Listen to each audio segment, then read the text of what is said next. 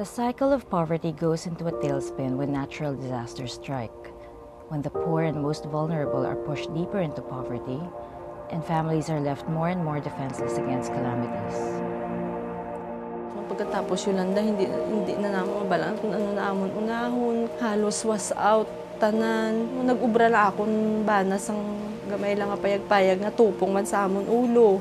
Tapos nung yung nabalitaan na namin na may papasok na UN, talagang sabi ko, inano ng mahal nga Diyos yung pray ko na talagang may pabahay, may tutulong sa amin. Ako na asawa mang gabantay na sa panday, tapos ako ga-prepare sang ilang mga snacks, tapos mga bata ko ang naga-serve. Wow, namin na itong paglutaw, namin ang mga paghulag, tapos may CR na kami, wala damo-lamok.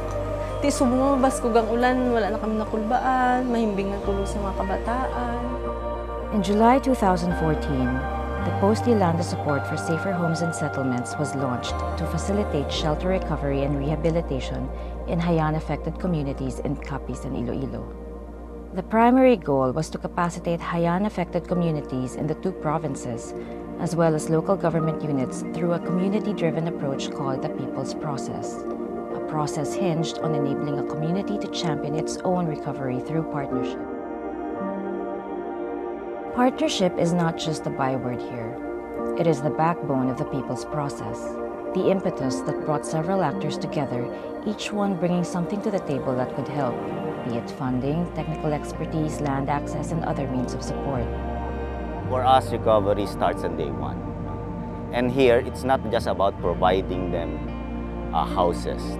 It's also trying to help them do the recovery on their own.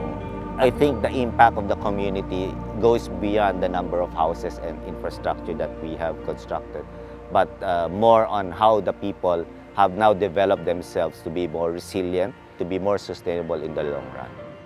Through close mentorship with project implementers, beneficiary communities learned to build back their own homes safer and better. They learned how to manage construction and handle project funding. They were just as socially and economically accountable to the people they serve. Ang hag sa ako nga pananawan, mapalaganap namon ang kung paano namon mapatibay ang isa ka balay nga nagaginuba ni Yolanda. Dirigin training kami sa UN Habitat para mabuligan namon ang isa ka panimalay nga nawaskan kung paano nila mapatindog, maisaayos ang ila balay maski light materials lang. Ininstruksyon na namon nga muni maski ba ay kamuyagin patindugan sang UN Habitat, dako gid yang mabulig sini sa inyo nga paggandak namon sang assessment. Dako gid yang mabulig sini sa inyo.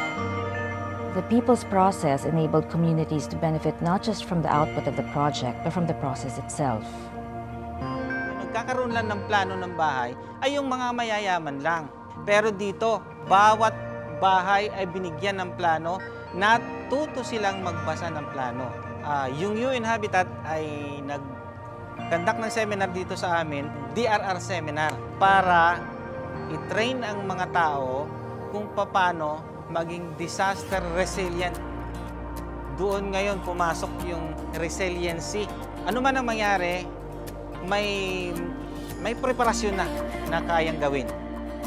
Through the People's Process, the Post Yolanda Support for Safer Homes and Settlements enabled the construction of 660 houses for Haiyan-stricken families in Capiz and Iloilo.